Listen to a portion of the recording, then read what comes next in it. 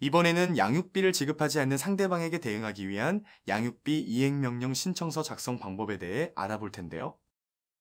영상을 끝까지 시청하시면 양육비 이행명령 신청이란 무엇인지, 사례를 통하여 어떠한 경우에 신청할 수 있는지, 신청할 때 알아야 할 관련 규정은 무엇이 있는지 알아보고, 신청서는 어떻게 작성하는지, 필요한 첨부 서류는 무엇인지 확인하여 신청서를 작성할 수 있습니다. 그리고 샘플과 함께 영상을 시청하시면 내용들을 더욱 쉽게 이해할 수 있습니다.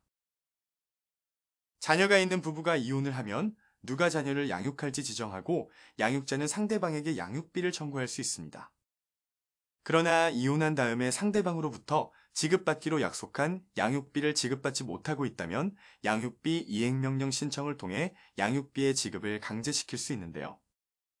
그럼 이번 영상에서는 상대방이 양육비를 지급하지 않을 경우 신청할 수 있는 양육비 이행명령 신청서 작성 방법에 대하여 알아보도록 하겠습니다.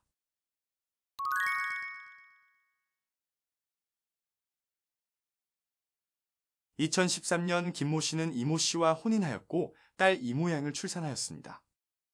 아이가 5살이 되던 해에 김모 씨와 이모 씨는 성격 차이로 이혼하기로 결심했는데요. 김모 씨와 이모 씨는 결국 소송을 통해 이혼하였으며 법원에서는 김모 씨가 아이를 양육하기로 하고 이모 씨는 김모 씨에게 양육비로 매월 80만 원씩 지급하라고 판결하였습니다. 하지만 이모 씨는 소송이 끝난 뒤에 양육비는 고사하고 연락조차 두절되었는데요. 결국 김모 씨는 이모 씨에게 양육비를 지급받기 위하여 양육비 이행명령 신청서를 작성하려고 합니다.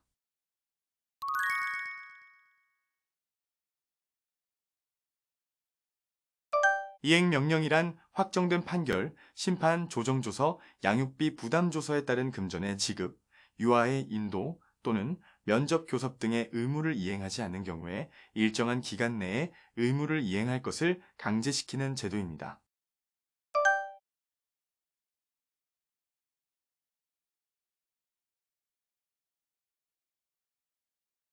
그래서 이번 사례처럼 양육비 지급을 이행하지 않는 경우는 급전의 지급 등 재산상의 의무에 해당하기 때문에 상대방에게 양육비 이행명령을 신청할 수 있습니다. 이렇게 양육비 이행명령까지 받은 이행명령 의무자가 양육비를 지급하지 않는다면 과태료를 부과하거나 30일 이내에 감치명령을 받을 수 있습니다.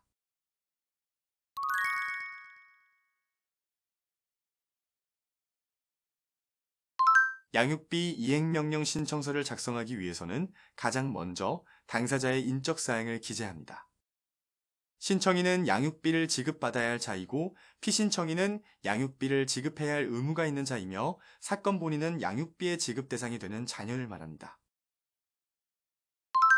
신청 취지는 피신청인은 신청인에게 이혼 사건의 판결문에 기한 양육비 지급임으로써 양육비 지급일부터 사건 본인이 성년에 이르기 전날까지 1인당 월 80만 원을 매월 말일에 지급하라. 신청 비용은 피신청인이 부담한다. 라고 기재합니다. 신청 이유는 신청인에게 어떠한 집행권원을 통해 양육비를 지급받을 채권이 발생하였으나 피신청인으로부터 양육비를 지급받지 못한 사실을 설명합니다. 집행권원이란 확정된 판결문이나 결정문, 심판문, 조정조서와 같이 집행력이 있는 문서를 말하는데요. 이번 사례에서는 이혼소송의 판결이 확정되어 신청인에게 양육비 채권이 발생하였기 때문에 이혼소송의 확정 판결문이 집행권원이 됩니다.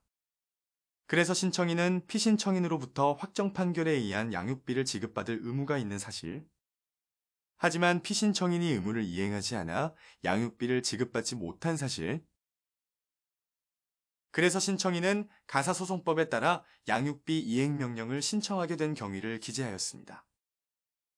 그리고 만일 당사자들이 이혼소송이 아닌 협의로 이혼한 경우라면 이혼할 당시에 작성한 양육비 부담조서도 집행권원에 해당합니다. 그 외에 조정조서, 화해조서 등도 역시 집행권원이 됩니다. 다음 첨부 서류는 집행권원과 집행권원의 송달 증명원 및 확정 증명원을 함께 제출합니다. 이때 피신청인의 주민등록초본은 법원으로부터 주민등록초본을 제출하라는 보정명령을 받아서 주민센터에서 발급받을 수 있습니다. 이번 사례는 판결문과 판결문의 송달 증명원 및 확정 증명원을 함께 제출하였는데요. 판결문과 송달 증명원 및 확정 증명원은 재증명 신청으로 발급이 가능하고 우편 접수 또는 전자소송 사이트에서 전자로 발급받을 수 있습니다. 이렇게 모두 작성한 신청서는 미성년 자녀의 주소지 관할 법원에 제출하고 신문기일을 거친 후에 이행명령이 결정됩니다.